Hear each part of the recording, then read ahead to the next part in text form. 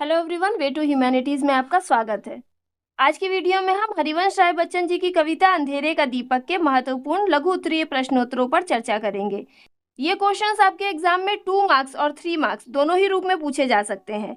इस कविता का तथा आपके सेमेस्टर 4 हिंदी ए के सिलेबस में इंक्लूड किए गए सभी चैप्टर्स के एक्सप्लेनेशंस की वीडियो आपको मेरे चैनल पर क्लास 12 सेमेस्टर 4 हिंदी ए की प्लेलिस्ट पर मिल जाएगी, जिसकी लिंक डिस्क्रिप्शन में दी हुई है। तो चलिए अब हम देखते हैं कि इस कविता से 2 मार्क्स तथा 3 मार्क्स के लिए किस प्रकार के प्रश्न पूछे जा सकते हैं। पहला प्रश्न, बादलों के अश्रु से धोया गया नभनील नीलम। पंक्ति किस कविता का अंश है तथा इसके रचयिता कौन है? पंक्ति की भाषा क्या है? उत्तर है, पंक्ति अंधेरे का दीपक नामक कविता से ली गई है। इसके रचयिता हरिवंश राय बच्चन है। पंक्ति की भाषा शुद्ध खड़ी बोली हिंदी है। अगला प्रश्न, क्या घड़ी थी एक भी चिंता नहीं थी पास आई। पंक्ति में कवि ने किस समय का वर्णन किया है? उत्तर है, पंक्ति में कवि ने उस समय का वर्णन किया है जब उनकी पहली पत्नी श्यामा उनके साथ थी। उस समय कवि के जीवन में किसी भी तरह की कोई भी चिंता नहीं थी। अगला प्रश्न है, कवि अंधेरी रात में दीपक क्यों जलाना चाहते हैं? उत्तर है, कवि अंधेरी रात में दीपक जलाना चाहते हैं क्योंकि वह कठिन समय में भी अपनी उम्मीद के दीपक को जलाए रखना चाहते हैं। अगला प्रश्न है अंधेरी रात पर दीवा जलाना कब मना है? पंक्ति में अंधेरी रात और दीवा किसका प्रतीक है? उत्तर है, पंक्ति में अंधेरी रात दुख एवं निराशा के समय का तथा दीवा आशा का प्रतीक है। अगला प्रश्न है, कल्पना के हाथ से कमनीय जो मंदिर बना था। पंक्ति में मंदिर किसका प्रतीक है? पंक्ति का भाव स्पष्ट कीजिए। उत्तर है, पंक्ति में मंदिर कवि के सपनों और अभिलाषाओं का प्रतीक है। कवि ने अपनी कल्पना में अपने सपनों एवं अभिलाषाओं के एक मंदिर का निर्माण किया था। अगला प्रश्न है, भावना के हाथ से जिसमें वितानों को तना था। पंक्ति से कवि का क्या अभिप्राय है? उत्तर है, कवि के अनुसार उन्होंने अपनी भावनाओं के माध्यम से अपने सपनों के मंदिर को सजाया था। अगला प्रश्न है, स्वप्न ने अपने करों से था जिसे रुचि से संवारा। पंक्ति में किसे रुचि से संवारने की बात कही गई है और किस प्रकार? उत्तर है, पंक्ति में कवि ने अपनी कल्पना रूपी मंदिर को सजाने की बात कही है। कवि ने अपने सपनों के अनुसार बड़ी ही रुचि से अपने कल्पना रूपी मंदिर को सजाकर उसे सुंदर और आकर्षक बनाया था। अगला प्रश्न है, कवि ने अपनी कल्पना रूपी मंदिर को कैसे रंगों से सजाया था? उत्तर है, कवि ने अपनी कल्पना के मंदिर को बड़े ही दुर्लभ अर्थात मुश्किल से मिलने वाले रंगों से रंगीन बनाया था, जो कि स्वर्ग के जैसा आनंद देने वाले थे। अगला प्रश्न है, शांति की कुटिया बनाने से कवि का क्या अभिप्राय है? शांति की कुटिया किस प्रकार बना लेनी चाहिए? उत्तर है, शांति की कुटिया बनाने से कवि का अभिप्राय है कि सब कुछ खो जाने पर मनुष्य को अपने मन को शांत और स्थिर रखना चाहिए। यदि हमारे सपनों का मंदिर टूट जाए अथवा ढह जाए तो निराश होने के बजाय उसके अवशेषों से हमें एक ऐसी छोटी सी कुटिया बना लेनी चाहिए जिसमें शांति एवं सुकून के साथ रहा जा सके।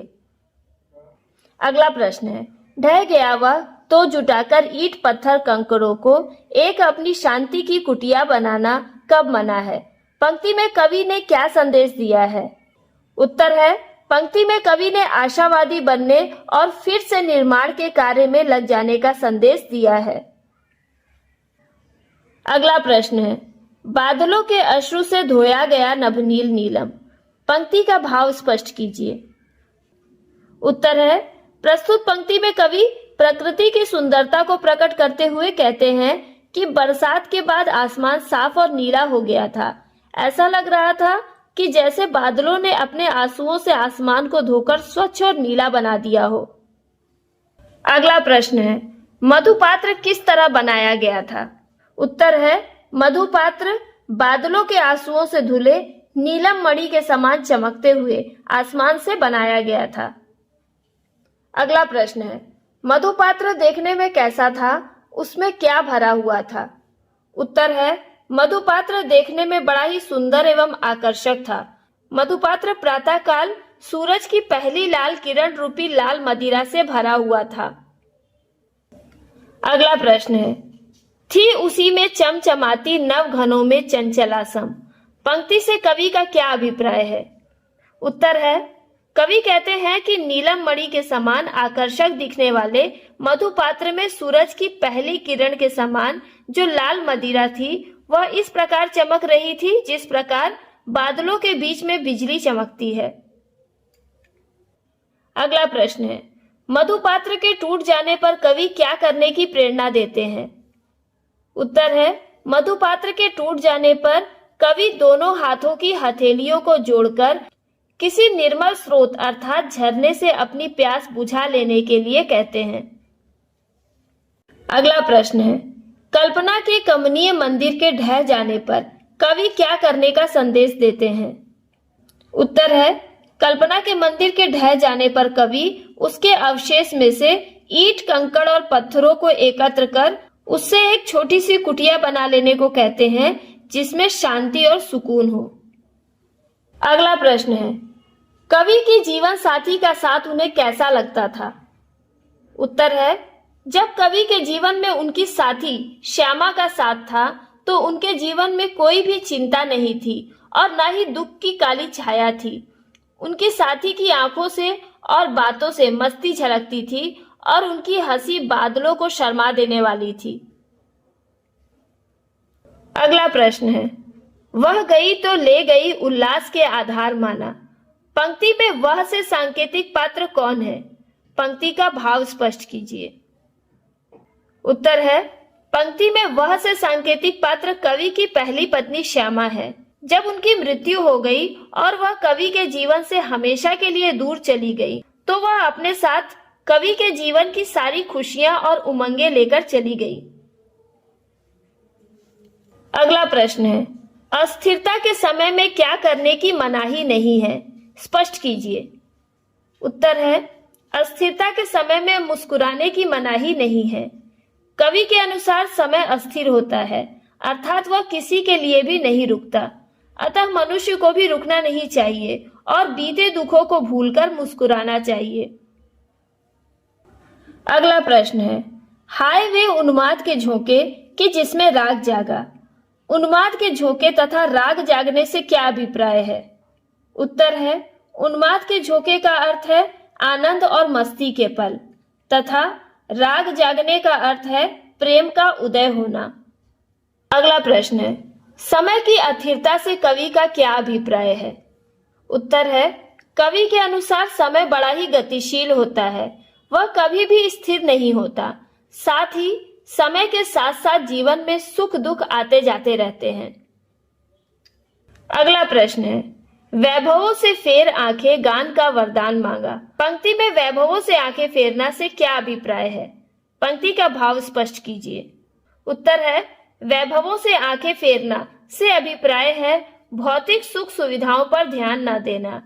पंक्ति का भाव यह है कि कवि ने भौतिक सुख सुविधाओं से अपने ध्यान को हटाकर ईश्वर से सिर्फ प्रेम के गीत गाने का ही वरदान मांगा ताकि उनका प्रेम हमेशा बना रहे। अगला प्रश्न है, एक अंतर से ध्वनित हो दूसरे में जो निरंतर। पंक्ति का भाव स्पष्ट कीजिए।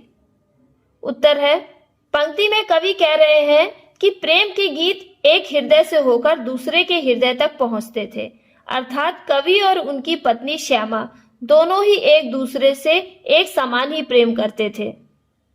अगला प्रश्न है, भर दिया अवनी को मत्तता के गीत गागा। पंक्ति में मत्तता के गीत से क्या अभिप्राय है? ये गीत किसने गाए? स्पष्ट कीजिए। उत्तर है, मत्तता के गीत से अभिप्राय है प्रेम के गीत। कवि एवं उनकी पत्नी ने साथ साथ प्रेम भरे गीत गाए थे। अपने उन गीतों को गा गाकर उन्होंने धरती और आकाश को संगीत से भर दिया था, अर्थात उनके प्रेम भरे गीतों से धरती और आकाश गूंजने लगे थे। अगला प्रश्न है, अंत उनका हो गया। पंक्ति में किनका अंत हो गया है और कैसे? उत्तर है, पंक्ति में उन प्रेम भरे गीतों का अंत हो जाने की बात कही गई है जो कवि और उनकी पत्नी ने साथ साथ गाए थे। कवि की पत्नी श्यामा की मृत्यु हो जाने के कारण उन प्रेम भरे गीतों का अंत हो गया। अगला प्रश्न है, ले अधूरी पंक्ति कोई गुनगुनाना कब मना है। अधूरी पंक्ति से कवि का क्या अभिप्राय है? पंक्ति के भाव को स्पष्ट कीजिए। उत्तर है, कवि की पत्नी के साथ उनके गीत पूरे थे, लेकिन उनके चले जाने के बाद कवि के गीत अधूरे रह गए। कवि के अनुसार यदि उनके प्रेम भरे गीतों का अंत हो गया तो मन को बहला लेने के लिए ही उन गीतों की अधूरी पंक्तियों को गुनगुना लेने में कोई मनाही नहीं है। अगला प्रश्न है, हाय वे साथी कि चुंबक लौह से जो पास आए। पंक्ति में किसकी तुलना चुंबक से की गई है और क्यों? उत्तर है, पंक्ति में कवि की पत्नी श्यामा की तुलना चुंबक से की गई है, क्योंकि जिस प्रकार चुंबक लोहे को अपनी ओर खींच लेता है, उसी प्रकार कवि की पत्नी ने कवि को अपनी ओर आकर्षित कर लिया था। अगला प्रश्न है, पास क्या आए हृदय के बीच ही गोया समाए। पंक्ति में किसे संबोधित किया गया है? स्पष्ट कीजिए। उत्तर है, पंक्ति में कवि एवं उनकी पत्नी को संबोधित किया गया है। कवि और उनकी पत्नी दोनों ही एक दूसरे के हृदय में पूरी तरह से समा गए थे। अगला प्रश्न है, दिन कटे ऐसे कि कोई तार वीणा के मिलाकर एक मीठा और प्यारा जिंदगी का गीत गाए। पंक्ति का भाव स्पष्ट कीजिए। उत्तर है, जब कवि की जिंदगी में उनकी पत्नी का साथ था, तब उनके दिन ऐसे बीत रहे थे जैसे वीणा के तारों के मिलने से कोई सुरीला गीत बजता है, अर्थात उनकी पत्नी के साथ उनका जीवन मधुर और संगीतमय हो गया था। अगला प्रश्न है, खोज मन का मीत कोई लौ लगाना कब मना है। पंक्ति में मन का मीत खोजने की बात क्यों कही गई है? स्पष्ट कीजिए। उत्तर है, जब यह निश्चित हो जाए कि हमारा पिछला साथी अब वापस कभी भी हमारे जीवन में लौटकर आने वाला नहीं है, तो उसके इंतजार में जीवन बिताने के बजाय एक नए जीवन साथी की तलाश कर जिंदगी की नई शुरुआत कर लेने में कोई मनाही नहीं है, इसलिए यह बात कही गई है।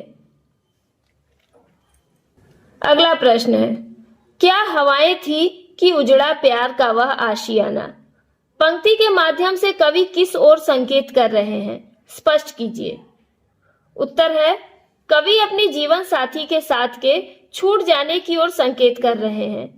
जिस प्रकार तेज हवाओं जैसे आंधी तूफान के चलने से घर उजड़कर नष्ट हो जाते हैं, उसी प्रकार समय रूपी आंधी ने उनके प्रिय का साथ उनसे छीन लिया और उनके प्रेम रूपी आशियाने को नष्ट कर दिया। अगला प्रश्न है, नाश की उन शक्तियों के साथ चलता जोर किसका। पंक्ति में नाश की शक्तियों से किसे संबोधित किया गया है? पंक्ति का भाव स्पष्ट कीजिए। उत्तर है, पंक्ति में प्रकृति की विनाश कर देने वाली शक्तियों की ओर संकेत किया गया है, जो सब कुछ नष्ट कर देने की क्षमता रखती हैं। प्रकृति की इन शक्तियों के आगे किसी का भी वश नहीं चलता। अगला प्रश्न है, किंतु ए निर्माण के प्रतिनिधि तुझे होगा बताना। निर्माण के प्रतिनिधि से सांकेतिक पात्र कौन है? उसे क्या बताना होगा? उत्तर है, निर्माण के प्रतिनिधि से सांकेतिक पात्र मनुष्य है, क्योंकि मनुष्य में ही यह क्षमता है कि सब कुछ नष्ट हो जाने के बाद वह फिर से नव निर्माण कर सके। कवि कहते हैं कि मनुष्य को यह बात सभी को बतानी होगी कि जो बसा है वह एक न एक दिन नष्ट अवश्य होगा, लेकिन उजड़े हुए को फिर से भी बसाया जा सकता है। अगला प्रश्न है, प्रकृति का जड़ नियम क्या है? उत्तर है, प्रकृति का जड़ नियम यह है कि जो बसा हुआ है वह एक न एक दिन नष्ट अवश्य होगा। नाश और निर्माण की क्रिया निरंतर चलती रहती है, अतः उजड़े हुए आशियाने को फिर से बसाने में कोई मनाही नहीं है। और अब अंतिम प्रश्न, अंधेरे का दीपक कविता में कवि ने क्या संदेश दिया है? उत्तर है, अंधेरे का दीपक कविता में कवि ने जीवन में दुख एवं निराशा रूपी अंधेरा छा जाने पर उम्मीद रूपी दीपक को जलाए रखने का संदेश दिया है। तो यहीं पर हरिवंश राय बच्चन जी की कविता अंधेरे का दीपक के 2 मार्क्स और 3 मार्क्स के लिए पूछे जाने वाले प्रश्नोत्तर समाप्त होते हैं। उम्मीद करती हूँ कि ये क्वेश्चंस आपके आने वाली परीक्षा में काफी ज्यादा यूजफुल साबित होंगे। तो वीडियो पसंद आई हो तो इसे लाइक और कमेंट जरूर कीजिएगा, साथ ही इसे अपने दोस्तों को भी शेयर कीजिएगा। जल्दी मिलते हैं अगली वीडियो में नए चैप्टर के साथ।